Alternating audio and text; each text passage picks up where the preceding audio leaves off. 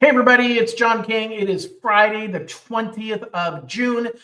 Pretty sure this is the summer solstice today, tomorrow. I don't know. Anyway, longest day of the year, right there in the peak of summertime. And I'm glad you're joining me to check out what is going on in the peak of the summer housing market. And it is not what we expected. It is not what our expectation has been. Sorry, I got an issue here real quick. Yeah, cool. All right. So anyway, hopefully it's still broadcasting. It has not been the market that we've expected this spring and this early summer. And so I want to kind of cover with you what is happening, what we see, what we think is going to be happening. It is definitely a dynamic market right now that is not panning out to what we've seen over the last few years. So a quick rewind of kind of what we've been seeing. We saw housing prices in 2020 and 2021 and early 2022 skyrocketing because interest rates were super low. And we saw interest rates skyrocket and housing prices leveled off. And all along we said housing prices should be falling because interest rates are going up significantly. And yet we're not seeing housing prices fall. In most markets, we're seeing housing prices go up and or stay stable. And we haven't seen prices fall. And everybody's been waiting for prices to fall. Well, guess what? We're seeing prices fall. We're seeing drops in some markets, and we're seeing cracks in other markets, and it's creating some questions. And so here's what I see happening. I see everybody having kind of been at a stalemate. You had sellers that weren't wanting to sell, and you had buyers that weren't wanting to buy. And so you had not so many sellers and not so many buyers. The numbers dropped significantly, but they dropped at the same time. Therefore, you still had the right number of buyers with the right number of sellers. And now here we are 3 years into this transitory inflationary environment that the Fed had said, hey, this is only temporary. Yeah, right. And now we've got interest rates that have been super high relative to where they were for 3 years. And one side or the other needed to crack, was going to crack. And the question was, were the sellers going to crack or were the buyers going to crack first? And the sellers cracked first. Here's what I hear and see happening. Sellers have been waiting to sell their homes, hoping that rates will come down because sellers are almost always buyers. Whether you are selling a primary residence, clearly you got to buy something to live in. But for a lot of people even, no, John, that's not true because you're selling an investment property. Many sellers of investment properties are doing 1031 exchanges to buy a different investment property. And unless they have paid off that first investment property, they're taking out a loan to replace the loan they have on the current property, but rates are significantly higher. And so almost all sellers are buyers. And those sellers said, I don't want to sell. I'm going to wait it out. It's not a big deal. But guess what? Laura and Johnny got married 3 years ago, and they said, oh, you know, we got a one-bedroom house. That was good enough for us. We're fine. And then 9 months later, Laura and Johnny have a baby, and they're like, oh, man, we got a small house, and, well, we can make it work. Maybe we can stay in our room for 6 months or a year until, we can get another house at low interest rates. We'll wait for rates to drop. And then a year and a half or 2 years goes by, and little baby grows up to be a 2-year-old and is still in their room because they only have a one-bedroom house. And then Laura ends up pregnant. And they say, what are we going to do now? Like, we literally have a one-bedroom condo, and there's about to be 4 of us. We can't wait any longer. We cannot wait any longer. And so now what you end up is they have to sell in order to buy something else. And I'm seeing that more and more sellers have been holding off, and they can't hold off anymore. But the buyers, they don't need to buy. And so this spring, we saw a lot more sellers come on the market. We actually have more inventory available for sale right now we have had ever since COVID. So it was 2019 since we last had this number of homes listed for sale in the United States. That's great because now we have choice. We have a lot more choice as a buyer, but that also is putting downward pressure on home prices. And so I want to show you guys some articles that I've pulled up here, an article, I should say, that goes over the 11 states that have home prices at or below the 2024 average. So this is from Altos Research on housingwire.com. And 11 states have home prices at or below 2024 numbers. So we're talking about, let me see if I can, well, let me open a new tab. No. All right. Anyway, we are talking about significant change. Arizona down 1.6%, Colorado down 0.8%, Montana flat, Iowa down 2%, Texas down 1.2%, Georgia down 1.3%, Florida down 0.2%, Hawaii down 3.8%. But we got a lot of states that are super close. We've got Alabama down 0.2%. We've got South Carolina flat. We've got Tennessee just barely up. We've got Washington just barely up. We've got New York that is flat. So we've got a lot of states that are either falling or flat compared to last year. And the biggest question becomes, where does this go from here? What happens next with housing prices? Well, a lot of that's going to have to do with what happens next with interest rates. But a bigger piece of that is what is people's expectations. And so this is a chart. So this is a chart that was done by the guy who runs Altos Research. And he does a Twitter poll, and he gets 300 to 500 responses a month. And he's been tracking this going back to November of last year. And this is the he asked everybody, what are your expectations for home prices over the next year?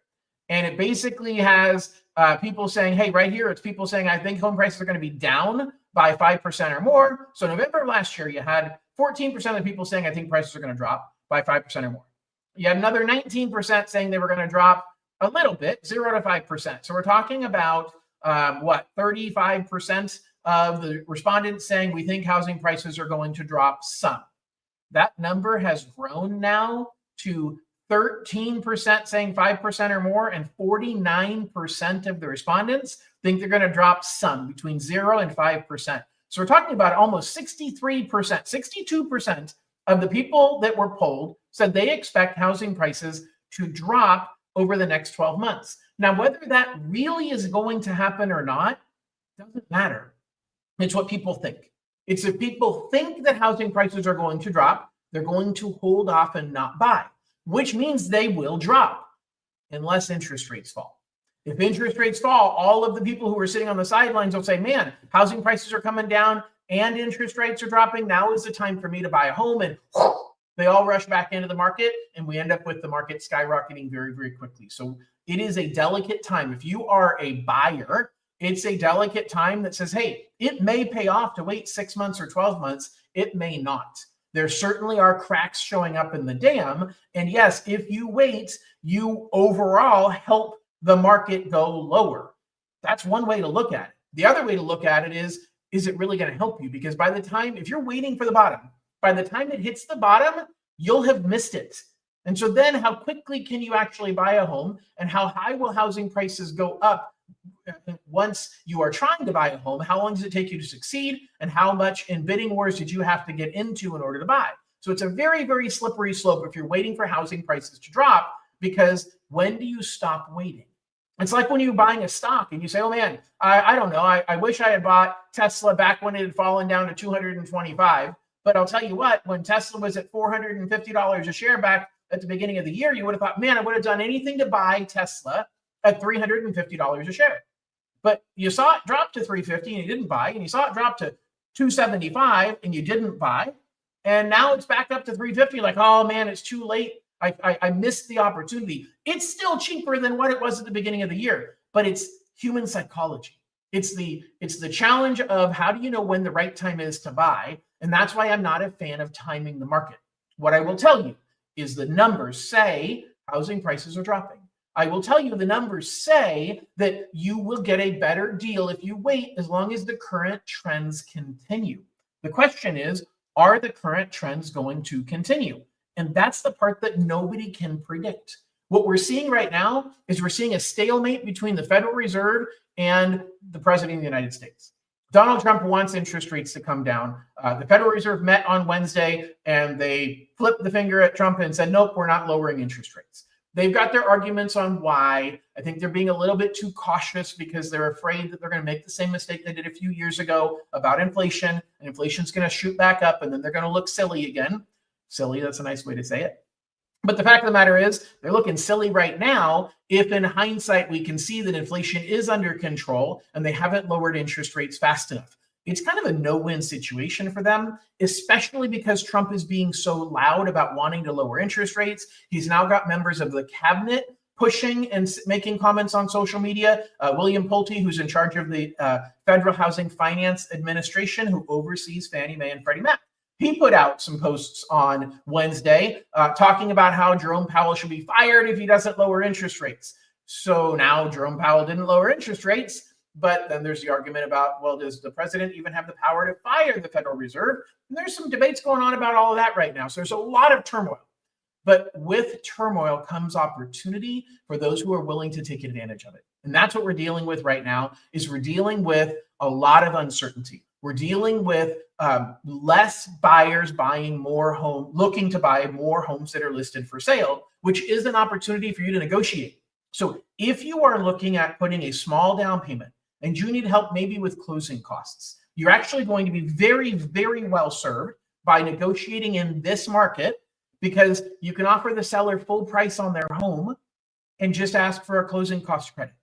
Because sellers want to emotionally be able to say, I got my price on the house, but you know the house is overpriced. But instead of trying to get a lower price, which really only helps you a little bit, because you're putting a small down payment, so that lower price only saves you that small percentage of what you negotiated off the price. But if you instead apply it towards closing cost credits, that's going to give you more leverage. That's going to allow you to buy down your interest rate. That's going to allow you to do to keep more cash in the bank so that you're not spending all of your cash right now. It's going to allow you to not need to use as much in down payment assistance, or maybe no down payment assistance, so you can get a better deal on the loan program. There's lots of benefits to buying now and negotiating, but my number one recommendation, if you're putting a small down payment, and actually for some of you, putting a larger down payment, this is also a tactic you want to consider, which is don't ask for a lower price, ask for a larger closing cost credit.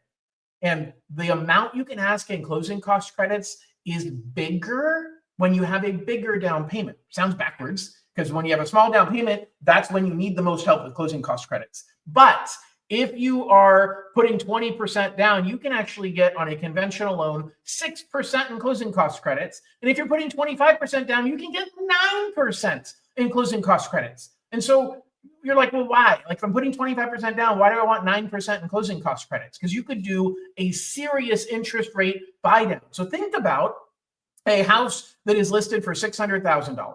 And you're looking at this saying, you know what? I'm going to offer $550,000 for this property because it's way overpriced. Or you can offer $600,000 and get a $50,000 closing cost credit. Huge amount of closing cost credits. So now you bought the house for $600,000. You put your 25% down. So now you're talking about $180,000, not $150,000 in down payment. But you got $50,000 from the seller that you get to put. So now your loan amount is $450,000.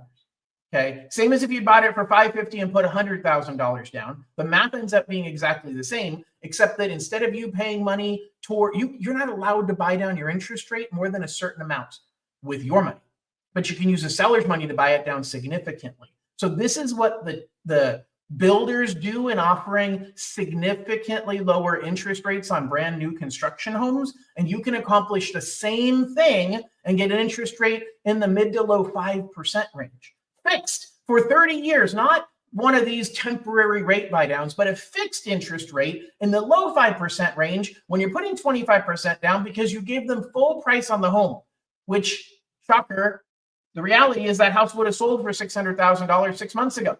And so instead of negotiating a lower price, you're negotiating a huge interest rate buy down for yourself, a permanent buy down that saves you a lot more money in the long run. Now, this is not a one size fits all approach. This is not me saying everybody should use this approach, but this is me saying, look at the market we're in right now and shift your strategy to match that market. If you're an investor looking to buy investment properties, it is a great time to get negotiations with sellers. I had a condo right now that somebody's looking at buying, and they wrote an offer about $40,000 below the list price of the condo. And the listing agent and I were talking, and the listing agent said, you know what? It's a pretty significant decrease off of the price, but this is a tough market. And I'm going to talk to the seller because he really wants to sell this property. So I'm going to see if we can make this work. That's what I'm hearing from the seller's side. So the opportunity to pick up homes and get a good deal on a home is here right now.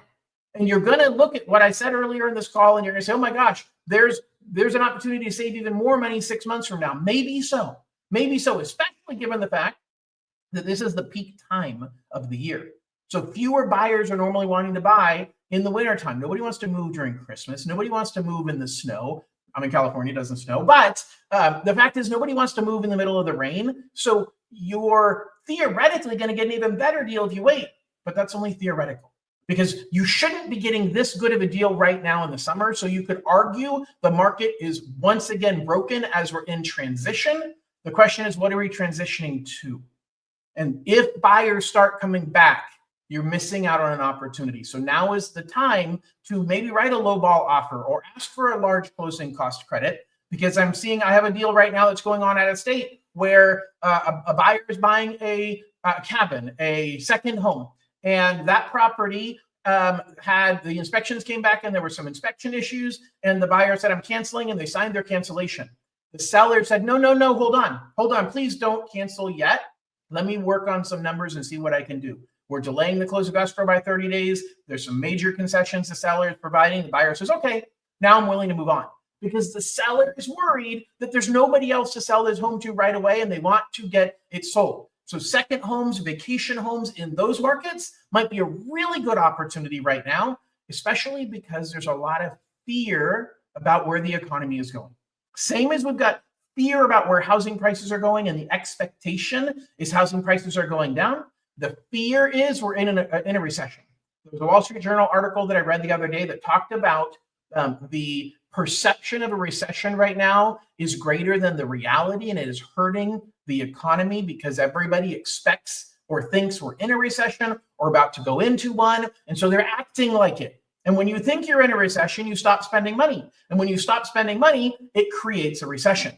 So it is a double-edged sword that we're dealing with right now with the economy and with the housing market. And gang, there is no simple solution.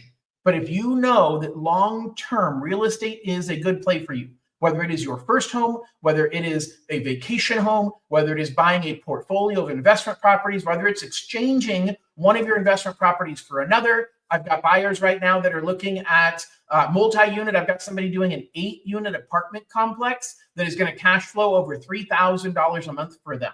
So the opportunities are huge right now, depending upon what your goals are. So you just have to decide, what is my level of risk in going against what the mainstream people are doing? Because I say it almost every other live stream that I do, which is the Warren Buffett quote of, I'm courageous when others are fearful, and I'm fearful when others are courageous. Right now, everybody is fearful. Everybody is saying it's a bad time to buy. Or if you're not hearing it, the numbers are saying that, hey, the housing market's starting to crack. It may not be a good time to buy because you can get lower prices. And I think you're going to hear more of that over the next few months. I'm trying to get some most up-to-date data that is showing these changes a lot sooner than what is normally published 1 or 2 or 3 months later once the data has been digested by the federal government. You're going to start hearing more and more about the housing market and prices dropping. I've already been hearing about it. But the question is that a sign to stop, or is that a sign to go and to run hard and to run fast and to run into the storm and find the opportunity? Okay, there's a story I was told a long time ago, and it has to do with how buffaloes act in a storm. And when a storm is coming, the buffalo charges towards the storm instead of cowering or running away. And a lot of other animals run away from the storm.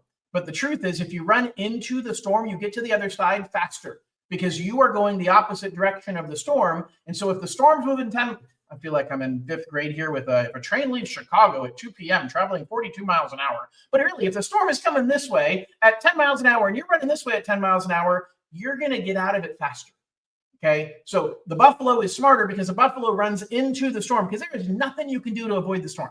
Nothing you can do to change where the economy is going. Nothing you can do to change where the housing market is going. But you can be the buffalo and you can run into the storm and say, I am charging into the opportunity that exists. I am going to find opportunity by running through this storm and getting to the other side sooner than other people.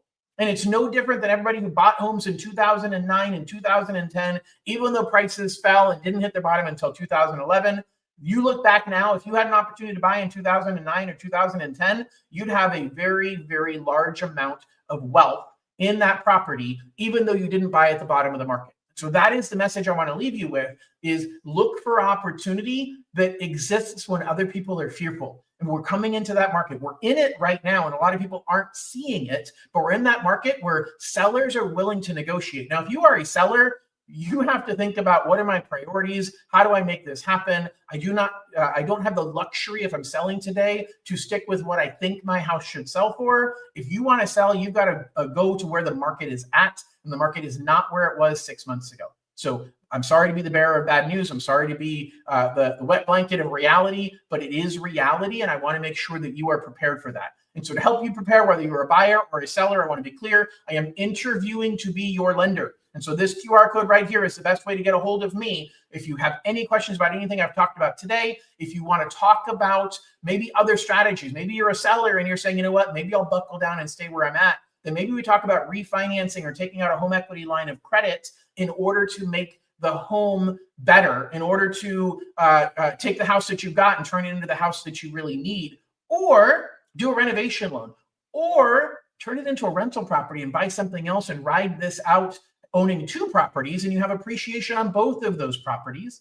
Okay. There's lots and lots of opportunities that are out there right now. You just have to figure out which one is the right one for you. And so whether you're a buyer or a seller, as I said, I'm interviewing to be your loan officer. So please scan this QR code. You can get all of my contact information there, schedule a meeting with me. I look forward to helping guide you through this storm. We are definitely heading into a storm, both in the housing side and in the economy. Hopefully it's not a big storm, but definitely the signs are showing and the expectations are clearly there with the consumers that the storm is right at our doorstep, both from an economic perspective and from a housing perspective. And the question is, what are you going to do to take advantage of the storm that is in front of you? Or are you going to look back on this time and say, I wish I had done something. I didn't pull the trigger. I was too afraid to do something and make the wrong decision. You will never know what the right decision is, but I will tell you that 9 times out of 10, making any decision is a better decision than doing nothing at all. Because the truth is, that is the decision. It's a decision to stick with where you're at, and rarely is that the right approach unless it is thoroughly thought through, not just yourself with your own biases, but with having an outside third party or a couple of outside third parties giving you their perspective on the market. I'll leave you with this. I had a great conversation with a young couple just 2 hours ago, and we were talking about the market and where we were at. And we talked about what I see happening. We talked about their strategy. Now, they're in a lease through January. And so I said, look, don't break your lease. That's going to be too expensive. I don't think we're going to be at a significantly higher price in January, but keep an eye on interest rates. Keep an eye on the market. Stay close with me in conversation, because I think you're going to want to pull the trigger before your lease is up. You're probably going to want to start writing offers in October or November so that you can close escrow in November or December, because even if you close escrow in November, your first payment isn't due until January. Okay, so that gives them time, especially because their lease is up in January. And so their last rent payment is going to be in December. So that's the idea. And that's the way that they can take advantage of it. So all advice is specific to your situation. For them, they need to wait because they're in a long-term lease, but we need to make sure that they're ready to pull the trigger, that we've got all the pieces in place. And that's what I ask of you. Is if you think, hey, there's something stopping me from making it happen now, we still need to have a conversation about it, because maybe there's something unique about your income. In this case, this buyer we talked about needed to get a cosigner, and they didn't realize they would need a cosigner. Now they have 6 months, 4 months to go figure out who that cosigner is and help them to convince them that, hey, you can help me out with making this happen. So those are the unique things that are going to come up that you need to make sure you've got a strategist on your side, and I'm interviewing to be that strategist. So we really appreciate everybody listening. If you would like this, please share with anybody you know. If you haven't subscribed already, please subscribe on YouTube so that you can get all my future updates. And I look forward to taking great care of you both today and in the future. Thanks so much, everybody, and have an absolutely wonderful weekend. We'll talk to you soon. Bye-bye.